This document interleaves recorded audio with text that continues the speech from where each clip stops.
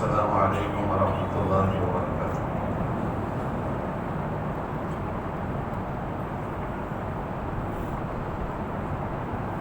الحمد للہ وحدہ والصلاة والسلام علی من لا نبی بعدہ، فاعوذ باللہ من الشیطان الرجیم، بسم اللہ الرحمن الرحیم۔ اقم الصلاة طرفي النهار وزلفا من الليل ان الحسنات يذهبن السيئات ذلك ذكرى للذاكرين، صدق الله العظيم۔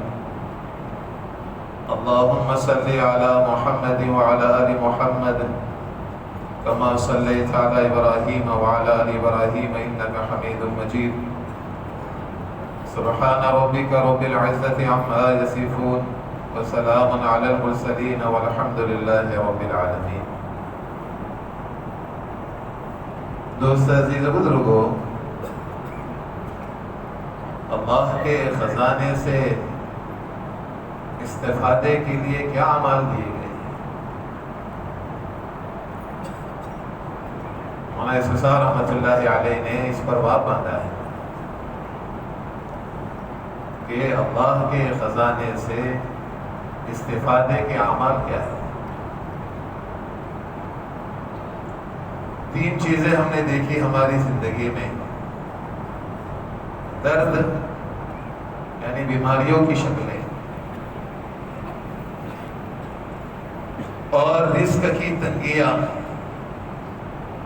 اللہ معاف کر لے، اور تیسرا خوف کے حالات۔ ان تینوں کے حل کے لیے آپ صلی اللہ علیہ وسلم نے اللہ کے خزانے سے ہمیں کیا دیا ہے؟ آج ایک ہی تصور ہے، درد ہے تو دواخانے ہے، اللہ معاف کر لے رزق کی تنگیاں ہے تو کیا کیا راہیں دیکھو کہ وہاں سے رزق آ جائے۔ اشارتاً کہہ رہا ہوں کہ راہیں دیکھو کہاں سے آ جائے۔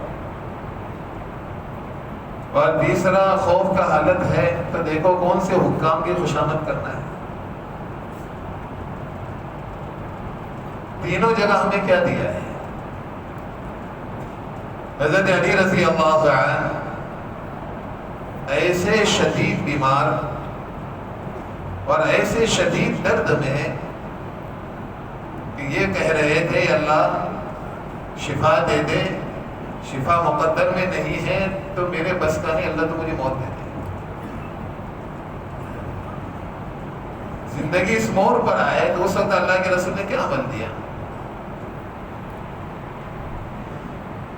اللہ کے رسول نے جیسے سنا فرمایا ابھی یہاں بیٹھو، اور آپ صلی اللہ علیہ وسلم نے چادر کا کنارہ حضرت علی پر ڈالا، اور اللہ کے رسول صلی اللہ علیہ وسلم نے 2 رکعت نماز کی نیت باندھی، اور اللہ کے رسول صلی اللہ علیہ وسلم نے سلام پھیرا، اور سلام پھیرنے کے بعد فرمایا علی جس چیز کا میں نے اللہ کے لیے اپنے لیے سوال کیا اس چیز کا سوال آپ کے لیے بھی کیا ہے، لیکن آج تک اللہ نے مانگنے میں مجھے کبھی محروم نہیں کیا۔ جاؤ علی اللہ آپ کو شفا دے دے۔ علی کہتے میں چند قدم ہی چلا تھا تو اللہ نے میرا سارا درد ہی اللہ نے ختم کر دیا۔ یہ واقعہ ہم سب کے لیے ہے کہ زندگی اس موڑ پر آئے تو سب سے پہلے نماز کی طرف متوجہ ہو جائے۔ کیا سناؤ آپ کو؟ ساری بیماریوں کی شکلیں اللہ کے ذات علی کے لیے ایک ٹھوکر میں ختم کرنے کے لیے کافی ہے۔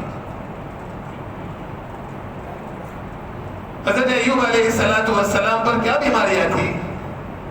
علماء چونکہ نبی کی ذات بڑی اعلیٰ ہے اس وجہ سے خاموش ہے کہ وہ بیماری کیا تھی، لیکن سب کا اس پر اتفاق ہے کہ ہڈی کے علاوہ پورا جسم درد سے، بیماریوں سے اور پھوڑوں سے بھرا ہوا تھا،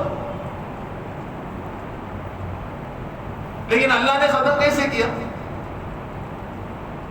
اللہ نے اتنا ہی کہا مولانا یوسف صاحب نے فرمایا کہ ایڑیے بھی ایسی تھی کہ اس کا گوشت ایسا نیچے لٹک رہا تھا. اس ایڑی کو کہا مار زمین پر. جیسے مارا پانی کا چشمہ پھوٹ پڑا. کہا نہا لو اور پی لو. جب پی لیا اور نہا لیے اور ایک کونے میں کھڑے ہو گئے تو ان کی بیوی نے آ کر ان کو ہی پوچھا یہاں ایک بیمار رہتا تھا وہ کہاں گیا؟ کوئی جانور اس کو کھا گیا؟ فرمایا میں تمہیں ہوں. یعنی اللہ کے ذاتی علی کے لیے بیماریوں کو ختم کرنے کے لیے ٹھوکر کافی ہے. لیکن اللہ معاف کر لے ہم لوگ متوجہ ہوتے ہوا. دیکھو میں یہ نہیں کہتا ہوں کہ متوجہ مت ہونا.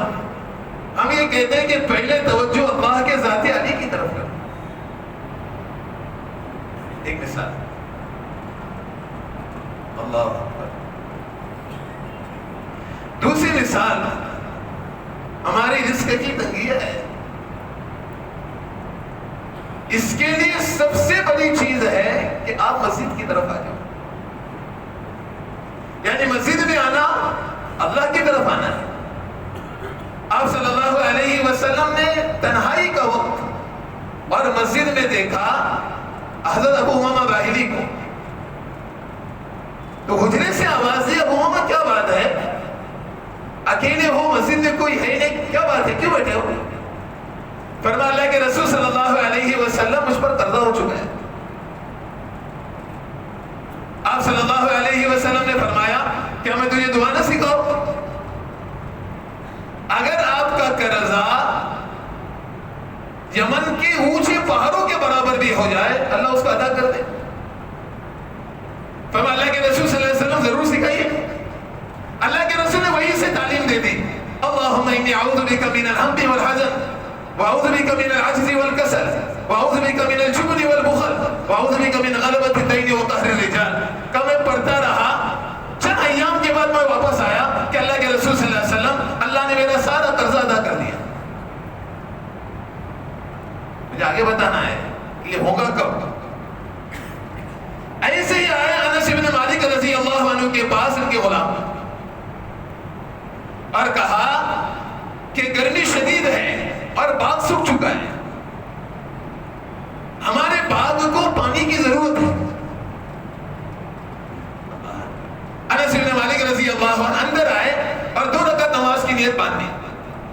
ایک روایت میں کہ ایک مرتبہ پڑھی, دوسری مرتبہ پڑھی, تیسری مرتبہ پڑھی, چوتھی مرتبہ پڑھی اور غلام کو کہتے باہر کیا آ رہا ہے؟ غلام نے کہا پرندے کے پر کے برابر بادل آ رہا ہے.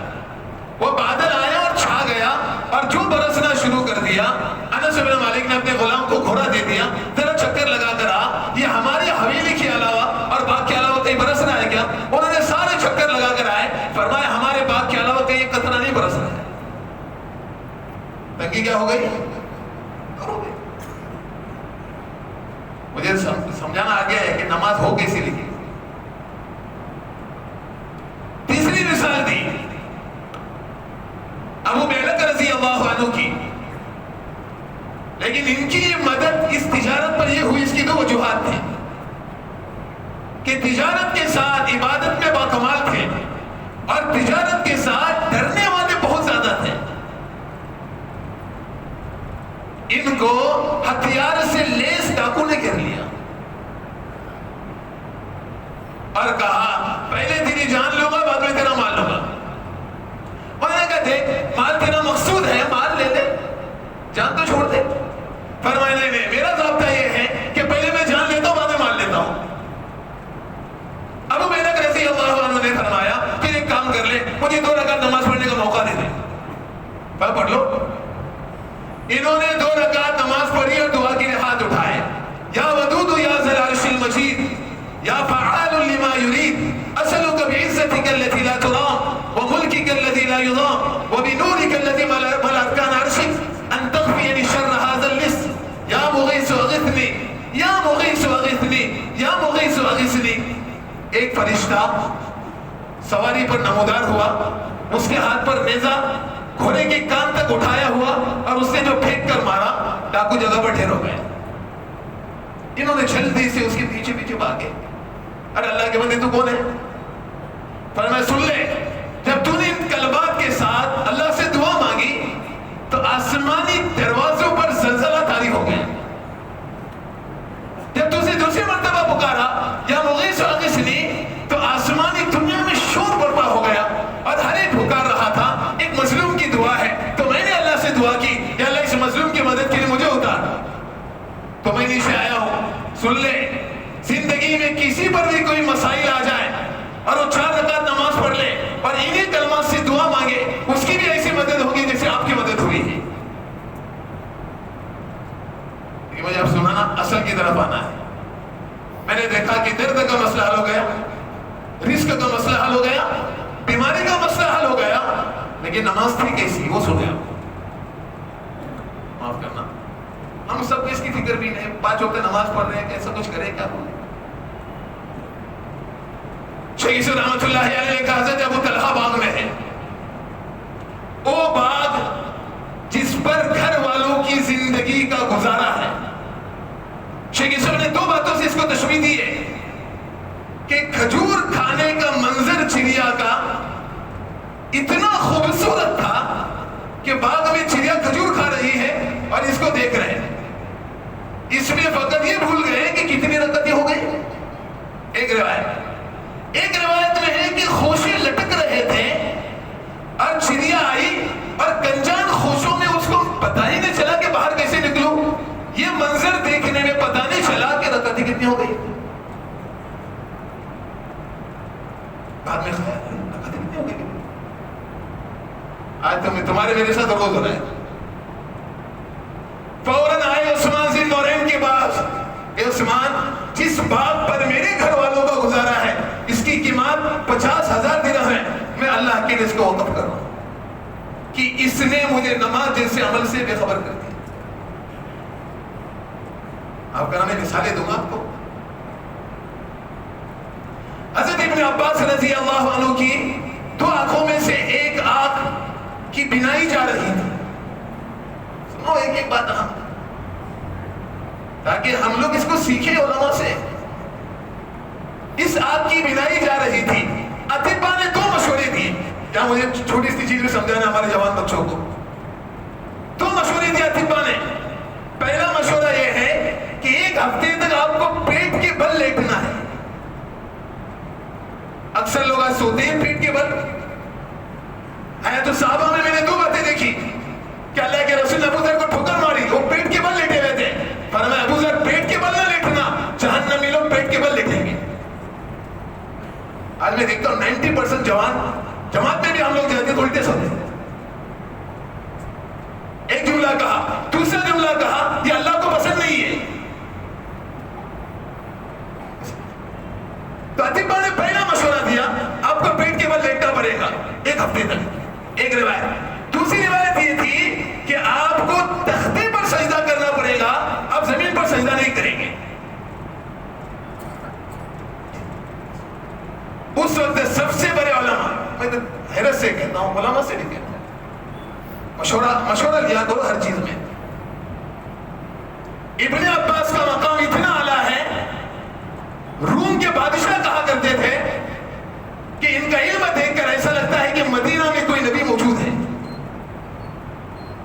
اتنا بڑا علم. لیکن پھر بھی جب یہ مسئلہ آیا تو لکھ کر بھیجا امی عائشہ رضی اللہ عنہا کے پاس, یا ایک روایت میں قاصد کو بھیجا ابو ہریرہ کے پاس اور امی عائشہ کے پاس, یہ مسئلہ آیا ہے میں کیا کروں. اللہ اکبر. دونوں کا قاصد آیا اور کہا کہ اس 1 ہفتہ آپ سجدہ نہیں کرو گے, یعنی تختے پر سجدہ کرو گے. اس بیچ میں اگر آپ کی موت آئی تو 1 ہفتے کی نمازوں کا کیا.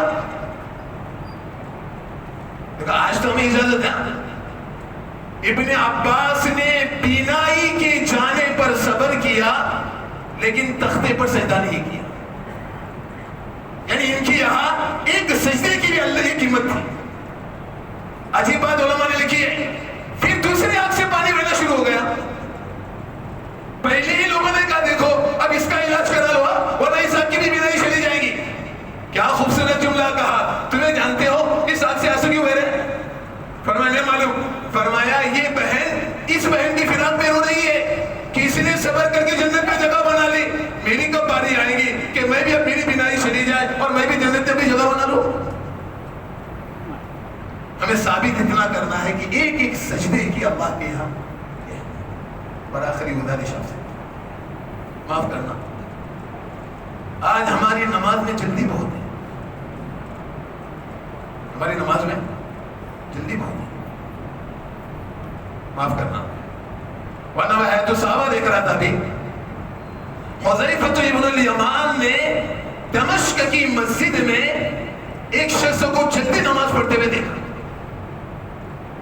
تو حذیفہ ابن الیمان نے پہلے روک دیا، بھائی بتا تو کتنے سال سے اسی نماز پڑھ رہا؟ فرمایا 40 سال ہو گئے. فرمایا اس حالت میں تیری موت آئی تو محمد صلی اللہ علیہ وسلم کی دن پر موت نہیں ہوگی. کیوں؟ میں نے اللہ کے رسول صلی اللہ علیہ وسلم سے سنا ہے کہ جس کی نماز میں جلدی ہوگی فطرت پر اس کی موت نہیں ہوگی. ہم تو چاہتے ہیں اللہ کرے مساجد کے اندر یہ نظام بنے، مساجد میں ہمارا نظام بنے، علماء کرام بیٹھے اور آنے والوں کو عملی نماز سکھائے. فرمائے سنت ہے. پھر دیکھو انشاءاللہ تعالی ان نمازوں سے اللہ رب العزت ہمارے مسائل کو اللہ تعالیٰ مجھے اور آپ کا ان کے توفیق